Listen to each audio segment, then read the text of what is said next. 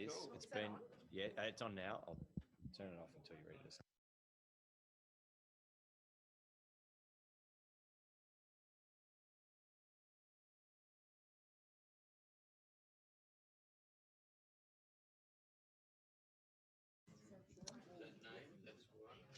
Okay, I think we'll get started.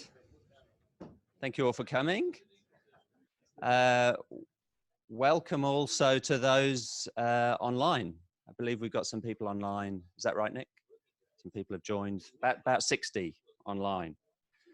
So this is the seminar about the regulation of demand response. It's the second of 6 seminars on industrial demand response, and we're very grateful to the Victorian Clean Technology Fund for sponsoring this, and the CEO of the fund is here today. I'd like to acknowledge the Wurundjeri people on who are the traditional custodians of this land, and I'd also like to pay respect to their elders, past and present. I'd also like to say, Malta's going to say a bit more about this, but we've got hand sanitizers and we'll be just sanitizing the microphones when we pass them around for questions after the speakers. So the series is about industrial demand response. We have a hunch that there's a lot more that can be done with demand response in the energy market, particularly in industrial demand response. Demand response can improve reliability and reduce costs, and also facilitate the integration of more variable renewable energy at quite a low cost. And so we're interested in finding out what the potential is. Particularly industrial demand response, because manufacturers are still about 1/3 of electricity use in the national electricity market. And there are single sites that use the same amount of electricity as hundreds of thousands of households. So it's an important area to explore. This particular seminar will look at the regulatory aspects of demand response, the impending rule change, which we hope to facilitate more demand response, and broader changes to facilitate a two-sided market. And we're very lucky. Australia is blessed with quite a few energy regulators, and we're English humour, yeah. We're lucky to have 2 of them here today, the Australian Energy Market Commission and the Australian Energy Market Operator. So basically the rule maker and the operator that follows the rules. We have Alan Rai, who's a senior economist at the AEMC, and he's led projects involving the integration of renewables into the grid, emissions reduction policy design, and electricity market design. Alan was also a senior research economist at CSIRO, and he is currently an assistant professor at Macquarie University and was a senior economist at the Reserve Bank of Australia. And Violette Mouchaileh is also an economist with a distinguished career that includes 2 of Australia's other energy regulators, the Australian Energy Regulator and the ACCC. She's been at AEMO for 11 years, and she's now the Executive General Manager of Emerging Markets and Services. And I think they're going to talk together to the same presentation, just give different viewpoints from the Commission and the operator. So we'll hand over to them in a minute, but first I think Malta wants to say a word or 2. I don't want to interrupt the flow a little bit very much, but just to say 2 things. We are not going away. You might have seen over the weekend, there were Guardian and the Age or Sydney Morning Herald articles. We are going to say we have a range of exciting projects in the pipeline, and the energy transition and climate change is not going to be a topic that is disappearing. Hopefully coronavirus is soon disappearing, but that will also take a few months from now. And also the coronavirus is not beating us into submission. Please, we join online. We are going to have the seminars now all online. You can follow them on the smartphone or in your computer from home. Hopefully the technology will be with us in the coming weeks, but we intend to run our seminar throughout any quarantine period. And if you're bored of sitting at home, then this is an exciting opportunity for you more normally on Wednesday mornings. So I say a bit more on the 2 issues at the end, but now thank you so much for our eminent speakers, and we're looking forward to your presentation. All right, well, thank you. Is this on? I think it is. Okay. But thank you very much for having us here today. I think the plan is for Violette herself to tic-tac and jump in at different points. I would also like to echo what Michael said and acknowledge the true owners of the land on which we meet and pay my respects to elders past, present and emerging. Thank you to Michael, the Energy Transition Hub and the University for the opportunity to be here with you today. I just wanted to run through a few things about demand response. I'll touch on the rule change, but I'm not a lawyer, I'm an economist, so I won't get too much into the detail of the rule change. And any hard questions about it, I'll probably handball over to Violette to answer. So apologies in advance. Let me try this. Whoops. Not sure. What were we Sorry? saying about how the technology is going to work? Try now. Should I? Brilliant, thank you. So just a couple of things before I get into the rule change and demand response, a little bit on who we are. I'll talk a bit about demand response. The key takeaway I wanted to leave you with on that is that demand response is much more than demand reduction. And even though the rule change focuses on demand reduction, it is a much more holistic term. And then I'll talk a little bit about where demand response might go in the future.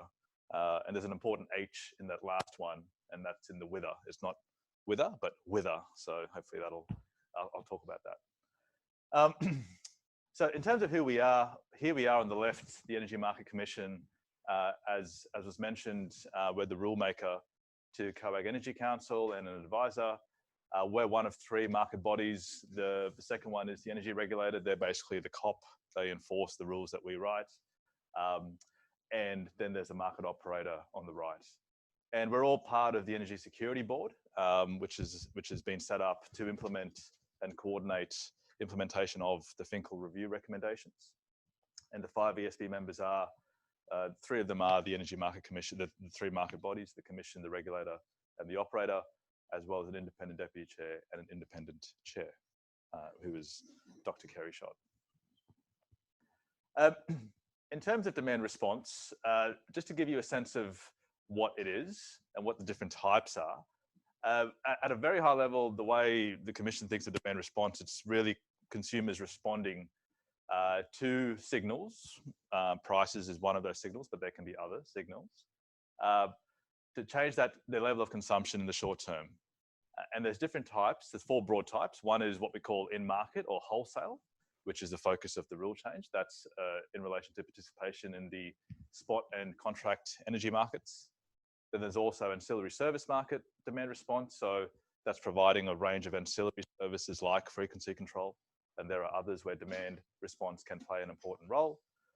And then there's a couple of things that are outside of the market or the wholesale market. One of those is what we call the emergency reserves. So things like AEMO's reliability and emergency reserve trader program, providing reserves through that process. And finally, there's network demand response, which is historically where demand response has originated from. Control loads on your hot water, your pool pumps. That's all forms of demand response because it's asking for certain loads to switch off or switch on at certain times of the day in response to various signals.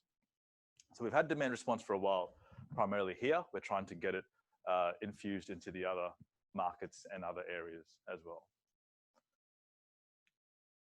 So today, as I mentioned before, demand response is largely seen as what may be called megawatts, a reduction in energy usage, primarily at peak demand times, that really to save energy costs, to not have as much peaking generation, but also to not have as much network capacity.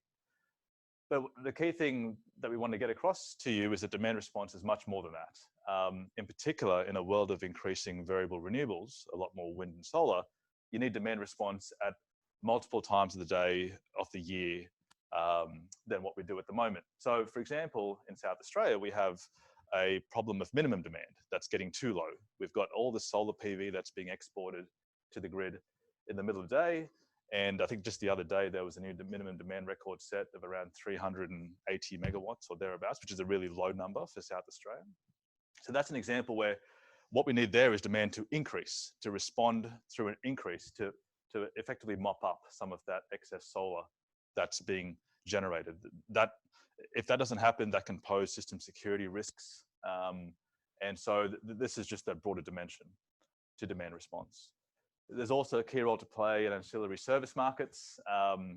There's a potentially cheaper non-network solution to this broader problem of not having enough system services and not having enough of the various types of capacity. So I've got a couple of examples here. At the moment, when we have too much wind or too much VRE, variable renewables in the system, some of that can be spilled or curtailed. Alternatively, things like synchronous condensers and various forms of network kit can be installed to deal with that high wind or high VRE output situation. Demand response can be another way to help with that situation of excess supply or too much supply at a certain time. And then storage, I've put here as an example of demand response. Storage charges and discharges, as we're aware, it can increase demand and it can also decrease demand through its charging and discharging. So the way that at least I think of it, and I think others think of it as well, is that demand response, you should think of it as both sides of that equation, increasing demand as well as decreasing demand. This is a graph for a nerdy economist like me. I love this graph, but not everybody gets it, so I'll unpack it a little bit. This is a graph of South Australian demand from 2010 to 2019 at various percentiles. So when people talk about peak demand, they're talking about obviously demand at peak times or towards the top of that percentile of that distribution. So this line up here is at the 5th percentile. So 5% of the time demand is above this level. This is the 50th percentile or the median. So half of the time demand is above this level, half of the time demand is below this level. And this is the 95th percentile. So 95% of the time demand is above this level, 5% of the time it's below. And what you can see here is that demand has fallen, and this is for South Australia, demand has fallen across all those 3 percentiles, but in particular at the minimum demand level. So the distribution, if you were to visualize it, is kind of fanning out. It's getting broader. Everything's shifting lower, but the minimum demand is falling by much more, which is really that rooftop PV and utility scale PV phenomenon that I mentioned earlier. So demand response has a role to play across all 3 of these, especially down here and up here. We focus a lot on this because it's all about reducing peak demand and reducing peaking generation network costs. But you should also think about the need for demand response down here, because you could potentially save on a range of services that you might need if demand didn't respond. So things like synchronous condensers, the need to spill wind and solar PV, that has a cost. There's emission reductions that we forego when we spill a lot of that energy as well. So demand response has a role to play across the distribution, across the range of demand, not just at the top end. So just while you're on that one, minus wind.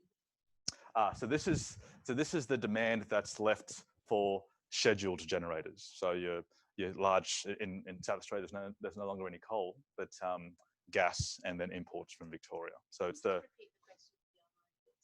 yep. So the question that was asked was around why is it demand minus wind, and the answer to that is that it gives you a sense of the demand that's available to be supplied by scheduled or dispatchable generation.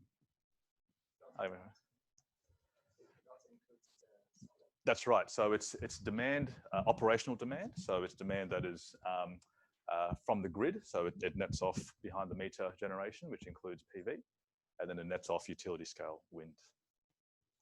Monica, hi. I think I had one. Thank you. Was there any new wind generator installations between 2010 and 2019? Responsible for this downward curve? Yes, so that's right. So in general, the curve has shifted down because of both utility scale and behind the meter VRE. And really the fact that this has shifted down more than this one reflects the fact that most VRE output is at times that aren't peak demand. So you get a bigger reduction at the lower end of the distribution than at the higher end.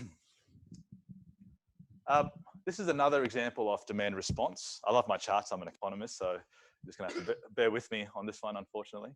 So this is an example of a network demand response contrasted with wholesale demand response.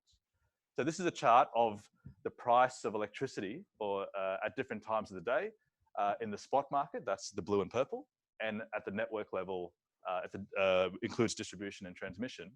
And this is for South Australia. So you can see here that the network tariff provides one form of demand response signal. You should increase your demand down here when the price is low, decrease it up here, decrease it down here, this is an example of what we call a solar sponge tariff, where the price is low in the middle of the day to reflect the fact that there's a lot of solar PV output at both the utility scale and the small scale. And then the price starts to go up as you get to your afternoon peak time. So you can see there's an opportunity there for demand response at the network level. You want to turn off here, turn on here, and so on.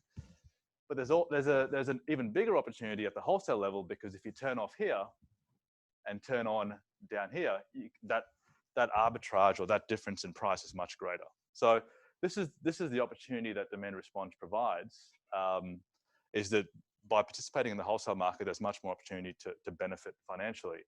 And that has a benefit obviously to the individual, but also to the system, because it helps with reliability and security.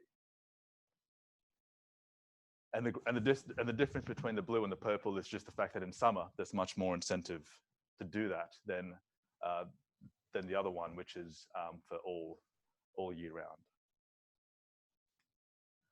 A few more charts to throw at you. This is feel free to jump in, Violette. This is an example of what we've seen in terms of the wholesale demand response. So this is for Victoria on the 1st of March 2019 on the left. The graph has on the vertical axis demand, and on the horizontal is the time of day.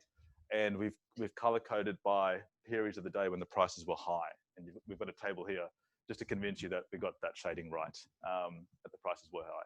So you can see here that demand kind of was pretty flat in the early hours of the day, and then it started to drop off in the afternoon as prices spiked. From $250, it rose almost to the market price cap. The market price cap is $14,700. It got to $12,500, so was giving that a fair nudge by about 4:30. So that's around here.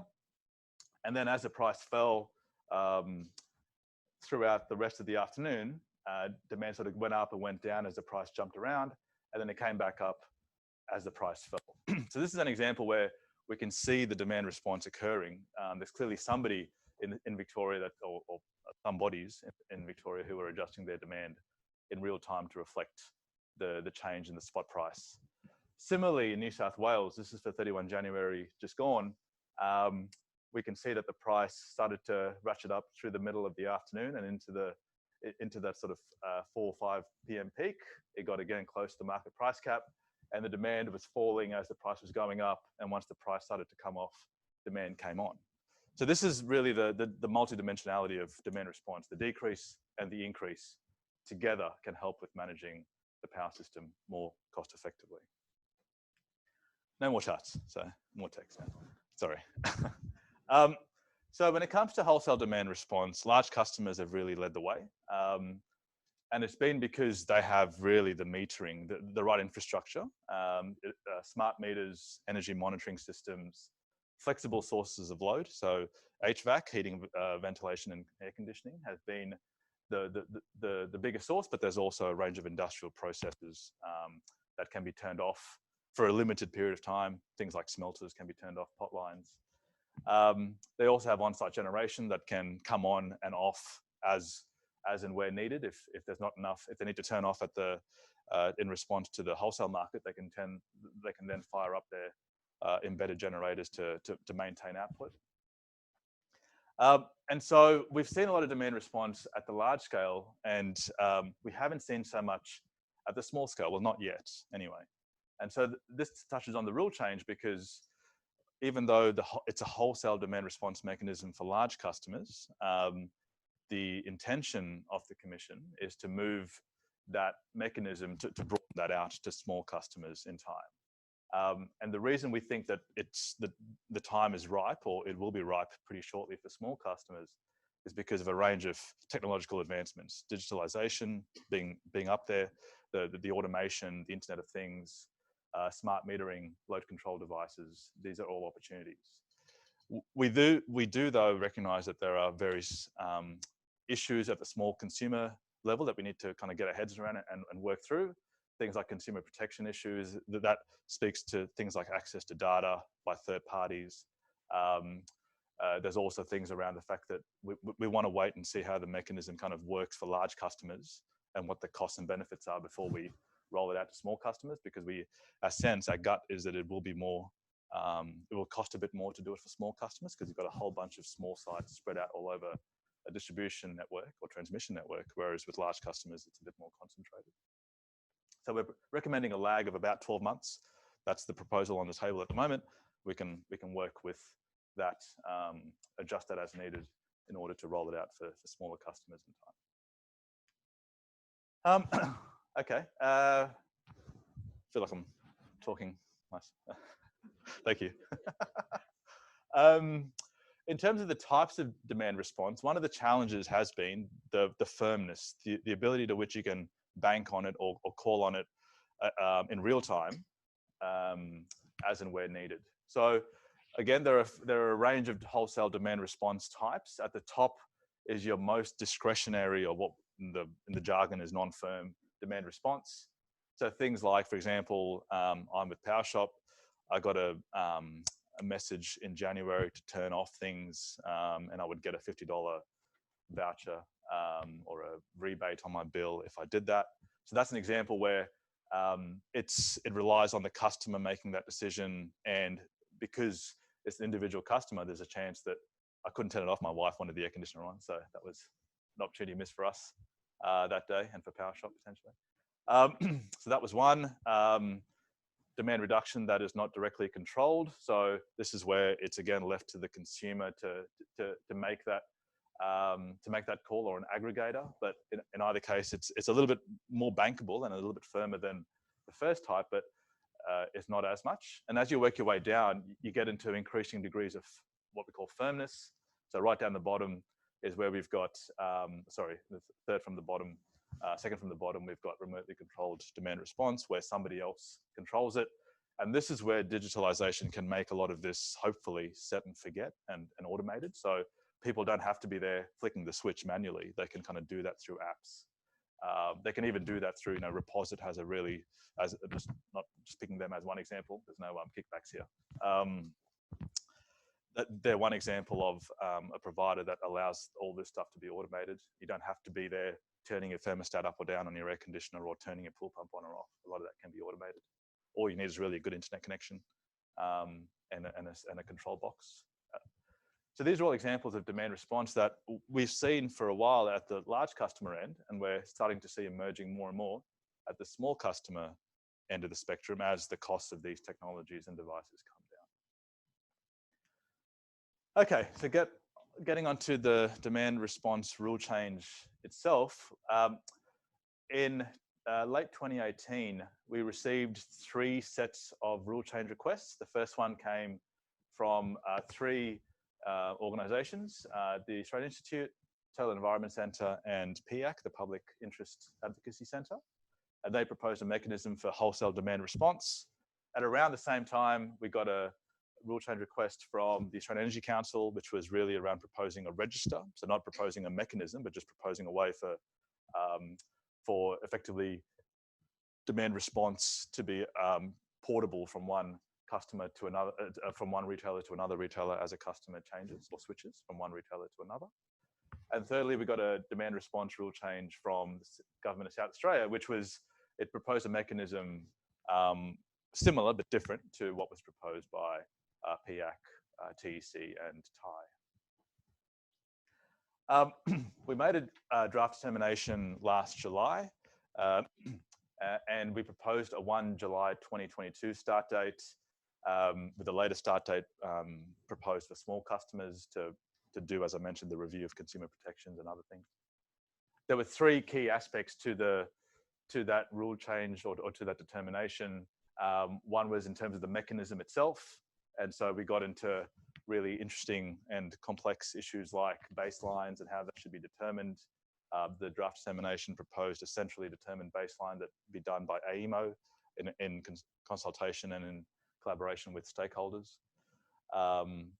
There was another part to the mechanism which was around how the demand response aggregator interacts and interfaces with the wholesale market. In terms of the register, which was what the Australian Energy Council proposed, we had aspects of that in there as well, that you need to negotiate in good faith and maintain a record of demand response relationships between customers that can then be taken across to other retailers if that customer was to switch retailer. The whole point of the mechanism was to inject a third party into that typically bipartite relationship between the customer and the retailer to put in what we call a demand response service provider. That's been one of the issues historically that's prevented demand response from flourishing. It's been incumbent on the retailer to do that, and not necessarily all retailers have done that. And then thirdly was around sort of a separate market, a separate process of settlement, but done in a way that allows system costs to be minimized as far as possible and allow the implementation of this to be as painless as possible. Since then, we have made some changes. We're actually coming out with a new draft determination later this week. I think I'm okay to say that. Which I'll touch on at the end of this slide. So we received the rule changes in mid to late 2018. We put out a consultation paper towards the end of 2018, draft determination last July. We've then extended it a couple of times. We are now proposing for a final determination on the 11th of June next year. This year, sorry. It's March and I still think it's 2019. And really, the reason we've extended it is to consider a range of issues in relation to implementation. What we had proposed was sort of back in June of 2019, was sort of a July 2019 was a pragmatic choice, but there were still some hairs and warts around it. And so in response to feedback from AEMO and other participants, we have tried to rework that and think about ways of minimizing the costs. And the cost is really one of the big things that we're mindful of.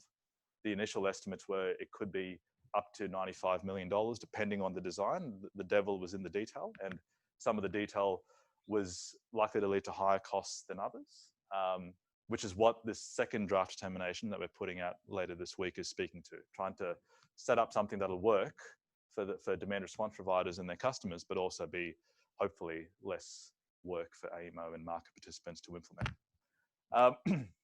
So I've just got a couple of points there. Happy to kind of cover it off in the Q&A, but yeah, you'll see a lot more of this in the draft determination, the second draft determination that comes out towards the end of this week. And the last thing to say, there's a lot more that can be said, but the last thing to say for now is, where are we going with demand response, or where could we be going? What the ESB has proposed, and the market bodies completely support, is a need to move towards a two-sided market of some form. That's basically a market where both demand and supply participate actively. And that's really needed in a world of increasing digitalization, democratization, decarbonization, distribution, and decentralization. That's not my words, that's Violette's CEO's phrasing, the 5 Ds. And so what we need really is, how do we enable this two-sided market, as we've seen from the demand response mechanism learnings, how we do that in a relatively painless way for market participants, the market operator, and for everybody else, all the other stakeholders involved. So these are some of the things that we might need. Things like greater transparency and information provided to AEMO to help with dispatch and the process of dispatch. We may need demand response to become a bit more active in the provision and of information in the price setting. What that looks like, it's a question that's open for discussion. Do they have to become scheduled? Potentially not, potentially so. We just have to work through that and figure out what the right sweet spot is. Things like providing consumers with greater price certainty. So as part of the two-sided market discussion, there's discussion about whether an ahead market might help with some of that price certainty and help with reducing the barriers to entry into demand response. And finally, as I mentioned before, the need to, especially at the small customer end, to maintain appropriate protections for small consumers, given the fact that these new technologies, new innovations provide huge opportunities, but there's also potential risks that need to be mitigated around privacy, data protection of information, and the like. The last thing is to say that really demand side participation doesn't need to be 100%. This is one of the things that consumer groups sometimes can get concerned about, is that what we're proposing is a funky new way where people, there's automation all over the place and people go to flick a switch and it doesn't come on because their smart box has determined that it shouldn't be on. That's not what anybody is suggesting. It doesn't need to be 100%. In fact, in most cases, only a minority of loads or consumers need to respond. We've seen that at peak times. You don't only need, maybe a 20%. That's a number I've pulled out of thin air, but a fraction of what you need to kind of get the benefits in terms of reliability, security, and price. So I'll shut up now, and I'm happy to take any questions. Violette, happy to jump in if you need it. No, I think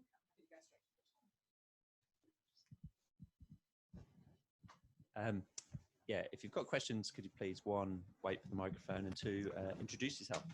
Yeah. Dylan from the Hub. I've got a couple of questions, but you just said at the end there that it's not 100%. I'd challenge that on the grounds that it is 100%. It's just all of it's essentially bid into the market at the market price cap. We have the regulator that basically sets what our demand response price is essentially. So it's sort of like we are doing demand response by default, but it's at a very high price. But my question is sort of more you mentioned the idea of demand response maybe having to be prior to dispatch. I'm interested to hear why that's different to, say, the unit commitment problem on the supply side. So it's the same, if you're a fast start inflexible profile generator or something like that, or an open cycle gas turbine that's not online, you currently don't have to say ahead of time. You don't have to. So what is the difference there on the demand side compared to the supply side? I'll have a crack first then.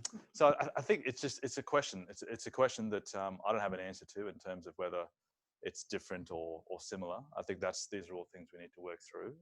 The ESB is working through. I mean, there are other reasons why an ahead market could work apart from just this. So I think it's all on the table to be considered and discussed. Yeah, there's just a couple of things. I think this is on. A couple of things I'd add. I mean, when you start to think about the resource mix that we've got today, and if you play it forward in the next 5 to 10 years, I mean, it's a lot more variable type of resources, whether that's large scale or behind the meter resources, quite sort of flexible loads. And so there's a question around whether or not, I mean, your point is right. It's about whether or not you need some aheadness component to manage some of the, if I put the AEMO hat on, to kind of go to manage schedule and whether you financially settle, there's a question mark. Those are the debates and the discussions that will be had over the course of this year. But really to kind of, because of the resources that you've got, the question becomes one of how do you manage the various kind of system security services that are now unbundled to some degree because of the various resources you have, and what, how much of it do you have a head feature in terms of scheduling and then and settlement, so that people kind of then know ahead of time what's expected of them, and then you could go out ahead of time and say, look, I actually need more frequency services or whatever it might be ahead of time to make sure that on the day you're able to manage. So it's a bit of that certainty. Some of the work we did on the demand side, particularly a couple of years ago, we went into a program of work, a trial with ARENA, AEMO and ARENA did a joint 3-year demand response trial. And at the front end of that, particularly when we were looking to design some of the products for demand side participants, one of the key call outs that came out of some of the discussions we were having with some of the players was that the need for some form of ahead notification so that they've got time to act.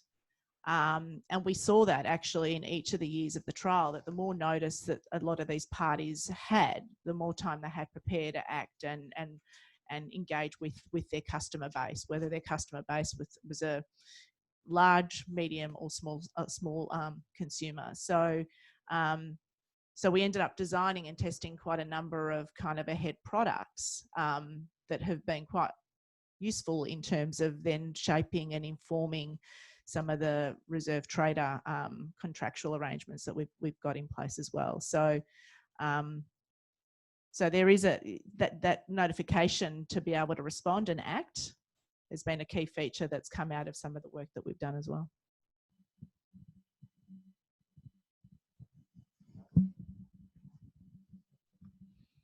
Hi, I'm Rebecca Burden. I'm the Managing Director at the Energy Transition Hub. Thank you both, thank you, Alan, for your presentation, and it's great to have you both here. That was fantastic. My question relates to the baseline setting, and in particular, so as a general question, I'm interested to hear how thinking is evolving around baseline setting. It's clearly a big issue, but specifically around shifting load and time. So if demand response occurs not through sort of turning off in a peak event, but through just being much more responsive, operating processes responding by shifting load and time to manage some of these issues, how that will feed into baseline setting and how the wholesale demand response rule might support that. My favourite topic, baselining. I mean, about 4 or 5 years ago, when we had the original demand response proposal on the table, AEMO was asked at the time to develop a design and some of the baseline methodologies, and we did quite a lot of work at the time. We engaged KEMA, and they did an international review, and then ended up testing quite a number of international baselines against some of the NEM data that we had, and we ended up coming up with some principles around consistency and no bias and all these kind of things. And then we came up with 2 baselines, the 10 of 10 and another one for the weekend. So one for the weekday and one for the weekend. But all of the baselines rely on historical data and then some way to kind of sift that historical data to go, this is the data set that I use to determine whether there has been a response. So we came up with that through some of the work we've done through RERP particularly, and the trial that I was just talking about with ARENA. It was an opportunity, I think, to test some of the baseline methods. And what we have discovered is, I mean, there's baseline set at various levels. So you've got a retailer or third party who will set a certain baseline with its customer. And then depending on how much you aggregate, then there's a market baseline that's set. And so the question is, where's the complexity? Where does the complexity sit? Does it sit in the baseline you set to interact into the market, or do you sit it in the retailer-customer relationship? But with PV and a lot of the behind-the-meter type resources, there's a lot of question marks about how complex you want your baselines to be and whether you need to start with that complexity day one. And if I'm going to be honest, you will need to still work through how you deal with having a PV system behind and battery system and how you come up with a baseline. Now, that works fine when you're talking about a peak shaving service. When you start to move to load shifting, and if you start talking about flexibility markets, which is what your two-sided in effect is all about, it's about demand up and down and shifting and being much more flexible during the day, then how you design a baseline for that is going to be really difficult. And whether you need a baseline is the question, I think. And so it goes back to why when we had the discussion with the AEMC at the end of last year, so what we could see was a design, highly costly and complex. We could see the two-sided design coming with the ESB, and we kind of went, you know, we don't want to go and spend all this money to find that under a two-sided design, you're not going to be relying on a baseline and a whole heap of other things. So could we take a different tact? Because I think baselining and the need for baselining under load shifting is a real question mark in my mind. No one's really solved it, and I don't know how we would solve it.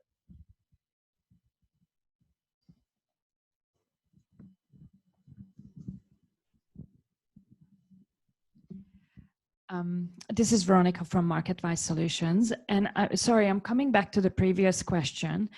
In a super ideal world, you would have at any point in time, you would have supply and demand exactly leading to the price. I'm just picking up on one of the arguments in the ahead market.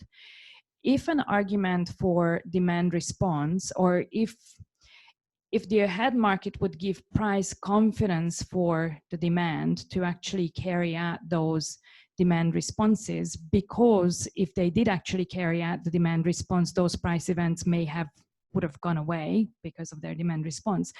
I think you're actually decoupling, you're creating a time span between your decision on the price and the demand and supply actually setting that price. And it also relates to Dylan's question that basically with that time span, you're bringing in some kind of inefficiency into the market because your price determination is not exactly set by the demand.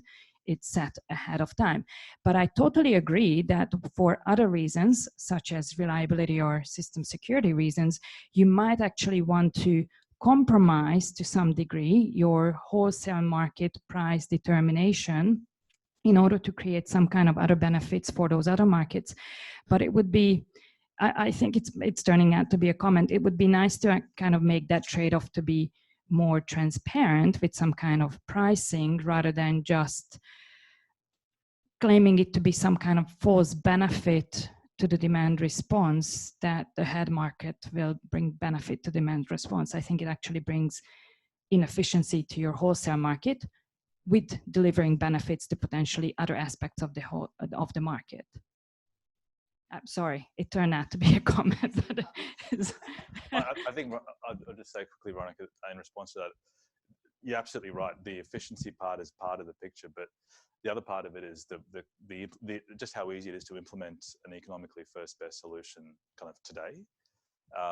You know, and as Violette mentioned, the RER trials with ARENA, they did demonstrate that there are some benefits from giving people a bit of time to kind of get their act together, so to speak. So it may not be something that, you know, in an ideal world, we'd kind of move to something that's people respond within a few seconds and away you go, but that's not kind of where we might get to that point, and hopefully we will with digitalization and automation, but I don't think we're there yet. And so that's part of that sort of trade-off of costs versus benefit. And maybe you set something up today that kind of gets you down that path at some point. Is there an example of that sort of thing happening with different settlements?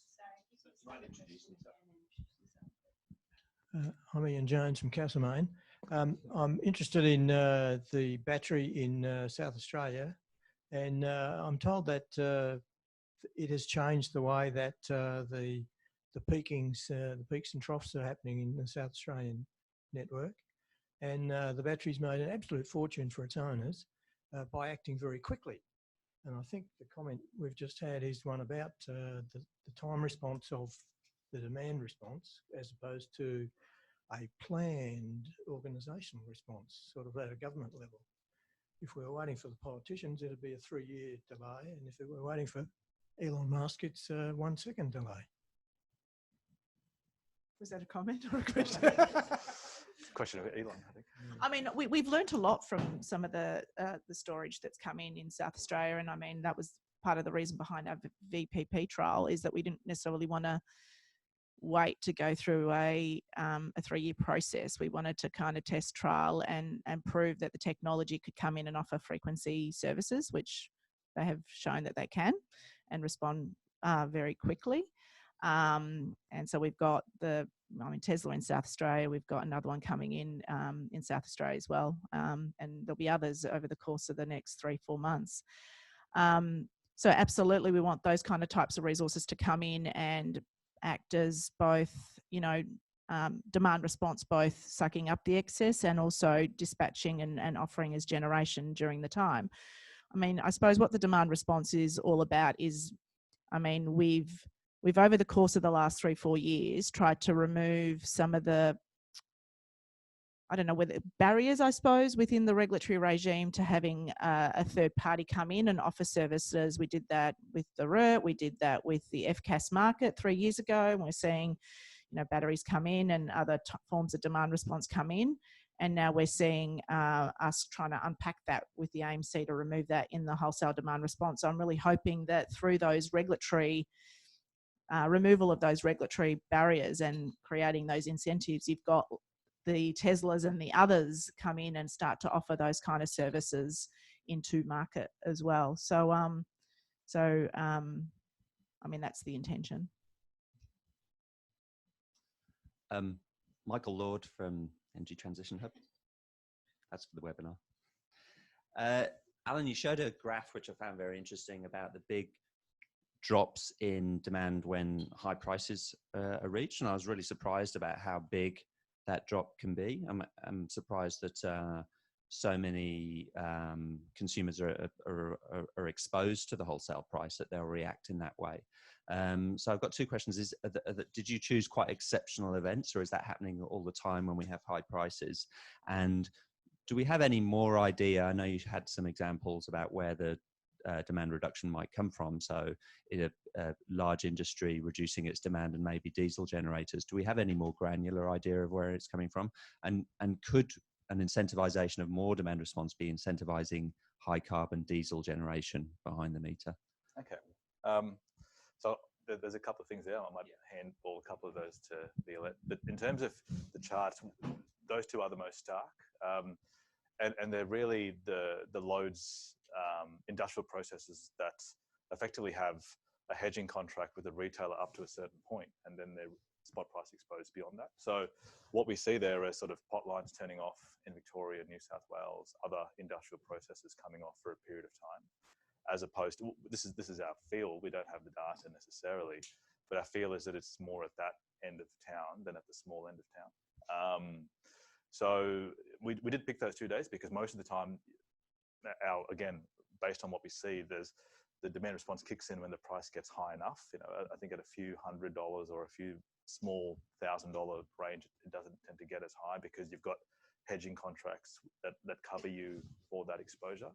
You know, for example, there's smelters in New South Wales where once the price gets above a certain point, 12,500 or thereabouts, there is no hedge, and so effectively that response is to minimise the spot exposure because you've got a contract that doesn't hedge you all the way up to the market price cap.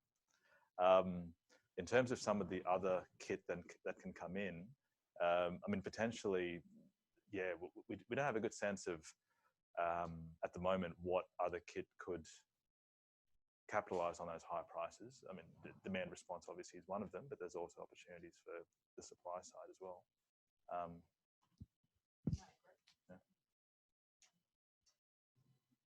Was your question about wind demand? Sorry, guys, if you can just talk into the microphone. Oh, sorry, I always forget that. That answered a lot of what I asked, but the last thing is kind of my concern that we could incentivize greater diesel generation when these high prices occur, greater behind the meter diesel generation. Can you elaborate on I mean, that's possible. I mean, that is, I mean, in terms of some of the mechanisms that we put in place, like whether it's a demand response or frequency or whatever it might be, and you've got a third party aggregating or a retailer offering into market. I mean, the way we don't necessarily dictate the type of technology that they could aggregate or the type of technology that they use to offer demand response services. Yeah. So that is possible. Yeah, absolutely. I'm just thinking that if you're a large industrial site, the easiest way to do demand response of that is just to continue all your operations as they are and turn on generator. Yep. Yeah. Yep, absolutely. And we do see that, the embedded generation piece that I mentioned. Mm. Question here from James, someone at the front. How many have you got on that side? James Seymour from C4Net. Just a question on observations from what's happened to date in the demand response. In terms of the variability, so we've got variable renewable energy coming into the market. The firmness of that compared to the firmness of the demand response that you're seeing at the moment, is there any indications or anything that you can see there as in relative firmness of each other? And just your thoughts on whether that is the particular cohort that are participating in demand response now, or whether you think that that's a likely indicator of how demand response will roll out more broadly. In terms of firmness of the demand response, I mean, I think over time, I think back to some of the points that Alan made in his presentation. I think over time, we through technology and other things, I'd expect demand response to be much more firmer, and it depends on what we mean by demand response. I mean, as your technology and your automation gets put in place, we expect to see that those things will be firmer, and that what we talk about isn't necessarily demand response, but flexibility. And flexibility can happen over the course of the day, is where we would like to get to, I think, under the two-sided design and some of the discussions we have there. I mean, at the moment, when we talk about demand response and what we see firmness, but we see for a particular window only. So we might see it for 2-3 hours, depending on the resource. And again, what we've seen through some of the stuff, either through raw or other things, it's always in response to a certain window that you see a response for a period, whether that be 1 hour, 2 hour, 3, 4, it just depends on the resource. So it varies depending on the type of resource that's been offered. But we are seeing that those resources, when they're offered, are firm.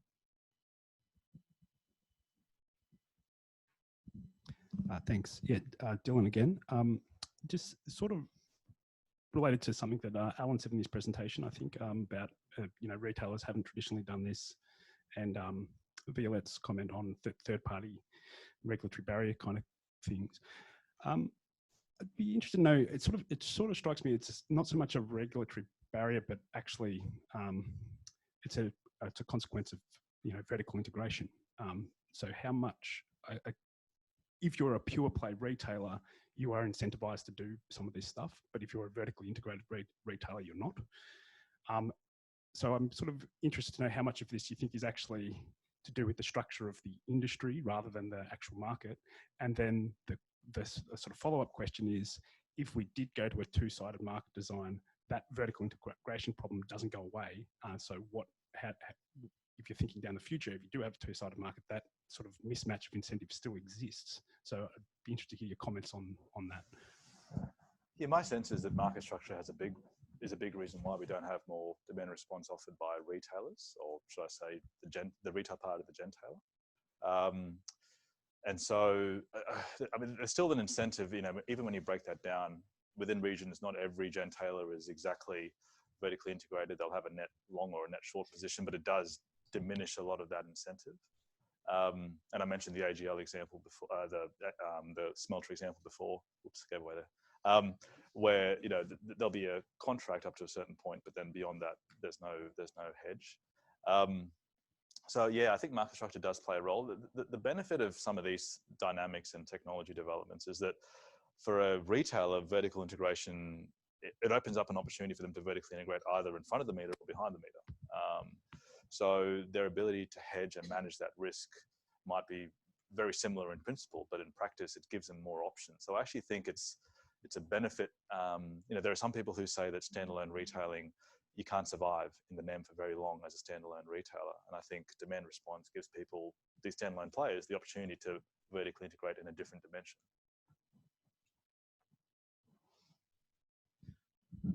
Thank you. Thank you for your presentation. Phil Creveld. I'm a power systems engineer, so a little bit out of place here at the moment. Does AEMO see any necessity with the changes that demand response is making, and generally the influence of highly variable sources, for a big data supervisory system virtually working on a second-by-second basis across distribution all the way to generation?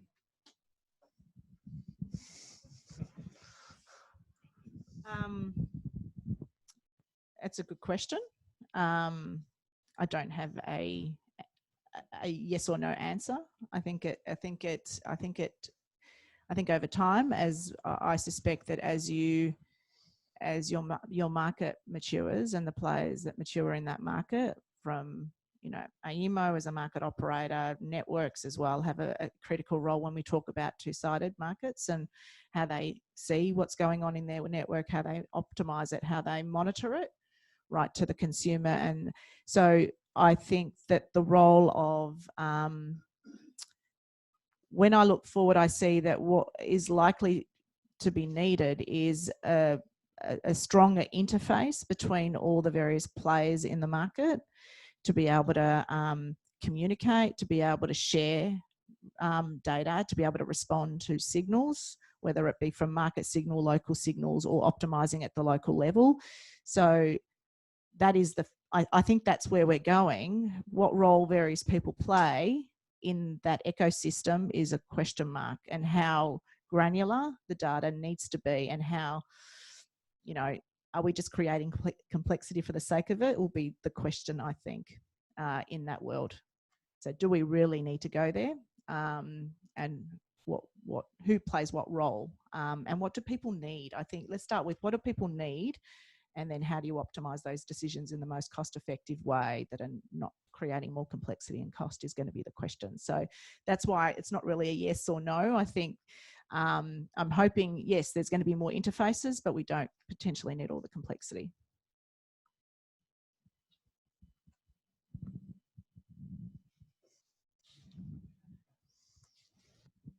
Dylan, do you mind waiting for your question afterwards? I'm sure you can grab these guys afterwards. I'd like to give a big thank you to Alan and Violette. Yeah.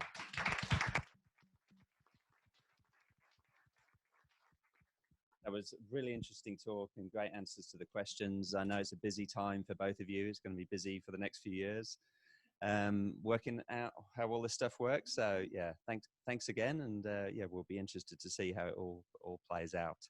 I think, Rebecca, you wanted to say a few words? Yes, so firstly, I'd like to reiterate our thanks. That was fantastic, and I'm most impressed you can find time to come and talk to us when you're having a paper coming out this week.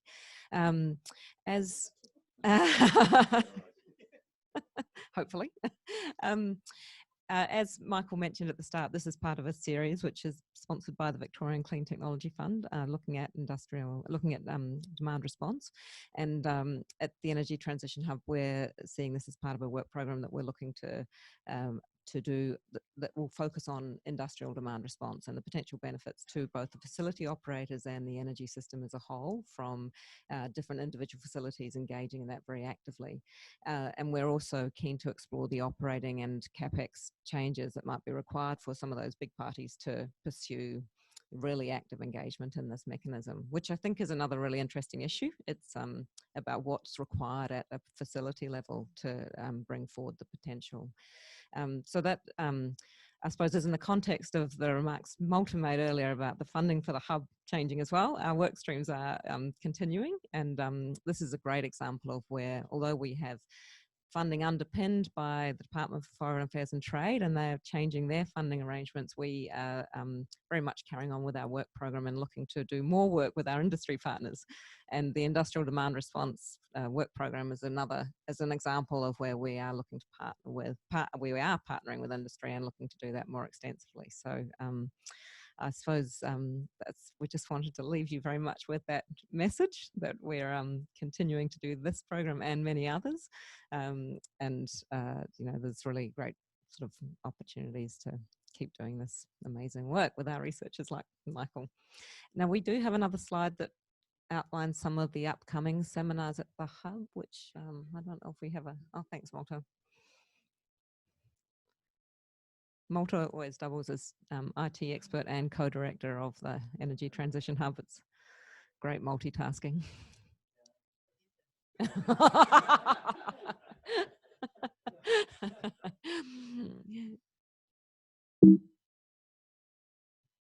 No, well, yes, no, I'd love you to say when they are. Okay, there's 4 more talks in this series. The next 2 speakers are in the room. So one is Wolf. Hi, Wolf, who's over here for only a limited period from Germany and has done research in the past into industrial demand response in the German context. So we're going to hear a summary of that from Wolf on the 31st of March. And then the one after that will be Alan Pears, who will be talking about in April about... Right. Well, I obviously am interested in the role of energy efficiency within demand response and flexibility.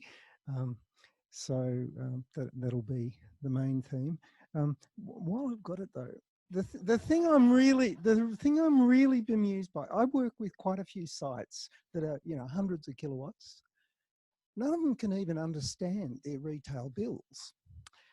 And the billing structures are pathetically non-indicative of what real costs are. How do we make, because it's going to be make, I think, retailers and network operators inform people better and just give them, you know, pricing signals that are just not flat tariffs with a monthly demand charge that's based on your annual demand in the middle of the night. I mean, it's mad. I'm interested in that. So that's the sort of thing I might talk about. Feel free to answer now or afterwards in discussion with Alan. It's a good question. I mean, it is a good question about what information consumers need to be able to make choices. And they want simple information that they can understand what it means. It's the so what and what do I need, how do I act? So more could be done in that particular space. I mean, I don't think the answer is necessarily either mandating what they need to do, because that kills the innovation as well. Because we've tried the mandate, you know, gone down the path of mandating and look where we are. Yeah, so I mean, the only thing I can probably add to is that I wonder whether I mean, there's a reform at the moment that is very focused on banking at the moment, but it will shift into energy called consumer data right. And the whole point of consumer data right is to give consumers and their third parties access to data so they can make the right decisions. That's the premise of that reform.